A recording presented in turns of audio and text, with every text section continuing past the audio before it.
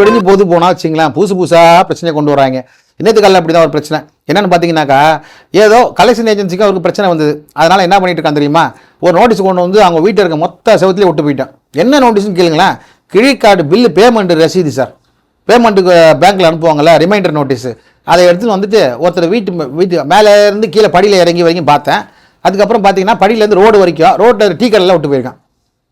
அதாவது இது கேளிக்கையை சிரிக்கிறதா அலுவலதாரே தெரியலங்க. கிரெடிட் கார்டில் பில்லு பேமெண்ட்டு கட்டினாங்க, 19,000 கட்டணும், அவ்வளோதான், வேறு ஒன்றும் கிடையாது. பிரபல வங்கி தான் அது. பிரபல வங்கியில் வந்து கேட்டு பார்த்துருக்கா, ஏதோ வார்த்தை கிளாஸ் ஆகிட்டு இருக்குது. அது கிளைண்ட் கஸ்டமருக்கும் அந்த பேங்க்கு கலெக்ஷன் ஏஜென்ட்டுக்கும்.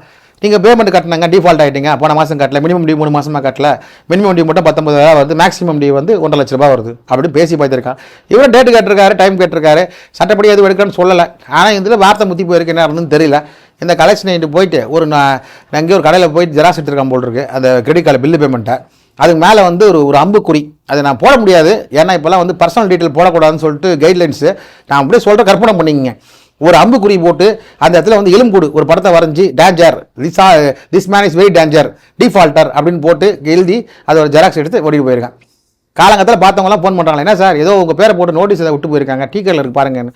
அங்கே போய் பார்த்தா டீ கடையில் ஒரு 100 நோட்டீஸ், அந்த பக்கம் பார்த்தீங்கன்னாக்கா பக்கத்தில் மாவு அரைக்கிற மிஷின் பக்கத்தில் ஒரு 10 நோட்டீஸ், இந்த பக்கம் பார்த்தீங்கன்னாக்கா ஒரு ஸ்கூல் இருக்குது, அந்த ஸ்கூல் வாசலில் நோட்டீஸ் கூடாமல் விட்டு போயிருக்க ஒரு 200-300 நோட்டீஸ் இருக்கும். யாரை சொல்லி என்ன பண்ணுறது, அவனுக்கு அந்த பையன் அதுக்கப்புறம் ஃபோனே பண்ணல. இவர் என்ன பண்ணுறது, வேலைக்கு போகிறத விட்டு ஒவ்வொரு வீட்டு வாசலையும் போய் நோட்டீஸ் கிளிட்டாக இருக்க முடியும், இல்லை கிழிச்சிட்ட உட்காந்துட்டு இருக்க முடியுமா? இது ஒரு கொடுமைன்னு பார்த்தீங்கன்னா இன்னொரு கொடுமை. அதாவது டிமாண்ட் நோட்டீஸ் அமைச்சிருக்காங்க சார். இவர் என்ன பண்ணியிருக்காரு, இவர் காலையில் வேலைக்கு போய்ட்டு ஒரு ஹஸ்பண்ட் அண்ட் ஒய்ஃபு, அதனால் என்ன பண்ணியிருக்காங்கன்னா காலையில் போயிருக்கா, அது ஒரு டைமுக்கு போகும் போல் முன்னாடி போயிடுவாங்க போல் இருக்குது. டிமாண்ட் நோட்டீஸ் அமைச்சிருக்காங்க பர்சனல் லோனுக்காக. இதை எடுத்துகிட்டு போய் பல்லாவரத்தில் ஜமீன் பல்லாவரம் சொல்லுவாங்களே, அந்த ஏரியாவுக்கு போயிட்டு அந்த ஏரியாவில் இருக்கிற பல கடைகளில் முக்கியமாக ஒரு, அதாவது இவர் ஃபோட்டோவை மட்டும் அந்த லோனில் போட்டிருப்பாங்க, அந்த ஃபோட்டோவை எடுத்து போட்டு இந்த மாதிரி லோன் கட்டலை அப்படின்னு தமிழில் எழுதி போட்டு போயிருக்கான். இது என்னத்தை ஆக்ஷன் எடுக்கிறது? ஏன்னா பார்த்தவங்களாம் என்ன பண்ணுறாங்க, சார் உங்கள் ஃபோட்டோவை போட்டு ஏதோ ஒட்டு போயிருக்காங்க சார் அப்படின்னு சொல்லிட்டு அந்த அது ஒரு கலெக்ஷன் ஆகிட்டு அந்த பேங்க் போட்டு, சார் நாங்கள் யாரும் பண்ணல சார், உங்களுக்கு தெரியும், ஆகாதவங்க யாராவது பண்ணியிருப்போம், ஆகாதவங்களுக்கு இவரோட கிரெடிட் கார்டு நம்பரு XXXன்னு போட்டு நான் last sir personal loan number எல்லாம் தெரியுமா, பேங்காரன் தான் பண்ணியிருக்கான்னு தெரியும். சரி ஒரு பட்டு மேலே போயிட்டு ஒரு காவல்துறையில் புகாரே கொடுத்துட்டார்.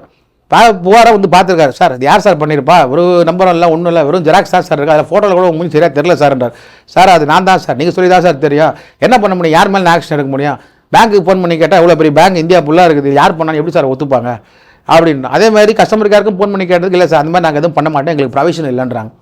ஸோ இப்போ என்னென்னா இது ஒரு கேளிக்கையான விஷயமா, இல்லை ஒரு சிரிக்கக்கூடிய விஷயமா, இல்லை இது கஸ்டமருக்கு வந்து எந்த அளவுக்குள்ள வந்து